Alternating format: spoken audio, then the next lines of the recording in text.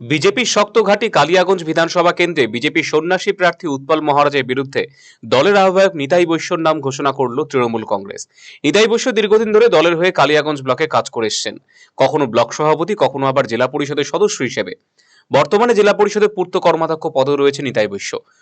অধিকাংশ ক্ষেত্রে মানুষের বিপদে আপদে ছুটে যেতে দেখা যায় নিতাই বৈশ্যকে। এক্ষেত্রে নিতাই বৈশ্যকে এই কেন্দ্রে দাঁড় করানোর সিদ্ধান্ত যথার্থ বলে মনে করছে কালিয়াগঞ্জের সাধারণ মানুষের একাংশ। উল্লেখ্য, গতবার 2021-এ এই কেন্দ্রে জয়ী হয়েছিলেন বিজেপি প্রার্থী সৌমেন রায়, কিন্তু ভোটে জেতার পর আচমকা ডিগবাজি মারেন তিনি।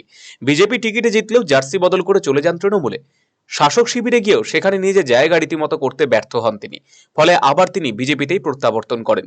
এই দল বদলের জেরে বিজেপিতে নিজের বিশ্বাসযোগ্যতা হারানোর পাশাপাশি অনেকটাই ব্যাকফুটে চলে যান তিনি। এমনকি সাধারণ মানুষ সৌমেন রায়কে দল বদলু বলে কটাক্ষ করতে শুরু করে।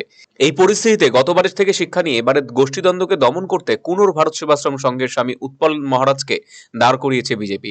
এবারে তার বিরুদ্ধে ভোটযুদ্ধের ময়দানে নামলেন তৃণমূলের নিতাই বৈশ্য। এদিন প্রার্থী তালিকা ঘোষণা হওয়ার পর কি বলছেন তিনি, শুনুন। এবং সবচেয়ে হচ্ছে আমি এই বিধানসভার অন্তর্গত আমি বোচডাঙ্গা পঞ্চায়েতের বৈদলের একজন গ্রামের অধিবাসী। আপনার রাজনৈতিক জীবন প্রথমে পঞ্চায়েত সমিতির সভাপতি, তারপর আমি রাজনৈতিকভাবে আমি প্রথমত হচ্ছে ছাত্র রাজনীতি করে এসেছি বালুঘাট কলেজে। তার পরবর্তীকালে আমি যখন চাকরি জীবনে ঢুকি, তারপরে আমি পঞ্চায়েত সমিতির সদস্য হিসাবে এবং প্রথমবারই আমি কালিয়াগঞ্জ পঞ্চায়েত সমিতির সভাপতি হই এবং পরবর্তীকালে আমি উত্তর দিনাজপুর জেলা পরিষদের আমি আর বর্তমানে পূর্তের কর্মাধ্যক্ষ রয়েছি এবং কালিয়াগঞ্জ ব্লকের তৃণমূল কংগ্রেসের আমি একজন অন্যতম সৈনিক কর্মী হিসাবে বরাবরই মানুষের সাথে পাশে 24 ঘন্টা পরিষেবা দিই। বিস্তর পঞ্চায়েত জনপ্রতিনিধি থেকে এত বড় দল আপনাকে আজকে গুরুতর দায়িত্ব দিল। একটা কালিয়াগঞ্জ বিধানসভা সবসময় বিরোধীদের দলের দিকে থাকে, সেই জায়গায় কিভাবে আপনি বিরোধীদের সাথে সামনে বিধানসভা নির্বাচনে হবে? দেখুন, আমাদের দলের নেত্রী যিনি মমতা বন্দ্যোপাধ্যায়, উনার যে রাজনৈতিক লড়াই, এটা আমার কাছে বিরাট প্রেরণা। কারণ উনি যেভাবে পশ্চিমবাংলার মানুষ যখন বিপদে পড়ে উনি যেভাবে সর্বশক্তি দিয়ে একদম শেষ পর্যন্ত ডু অর ডাই লড়াই করে যায়, এটা আমার কাছে সবসময় মোটিভ হয়ে থাকে।